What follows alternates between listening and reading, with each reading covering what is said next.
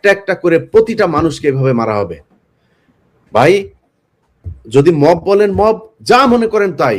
ভাই আপনার আশপাশে যেসব আওয়ামী লীগের লোকজন আছে, সরকার যেহেতু বিচার করবে না, যে আওয়ামী লীগের লোক যাদেরকে পুলিশ ধরছে না, আপনি কনফার্ম যে সে আওয়ামী লীগ ছিল, যদি বাঁচতে চান ওদেরকে যা করা সেটা করতে হবে। এই আওয়ামী লীগের যারা যারা জামিনে আছে, ওদের যারা আপনার বাড়ির আশপাশে আছে, যাদের বাড়িঘর আছে, যেখানে যা করা দরকার সেটা করতে হবে। যাদেরকে আপনি দেখবেন অফিস করছে এখন পর্যন্ত, যাদের যা করা দরকার সেটা করা হবে। আপনাদেরকে আজকে একটা বিষয় নিয়ে আমরা এই ঘোষণাটা আরো অনেক পরেই দিতাম।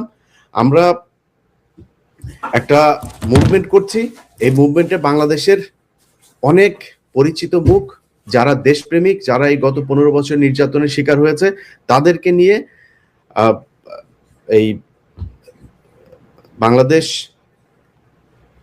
আজাদি মুভমেন্ট, তো এই বাংলাদেশ আজাদি মুভমেন্টের একটা কমিটিও তৈরি করা হয়েছে, একটা কনস্টিটিউশনও করা হয়েছে।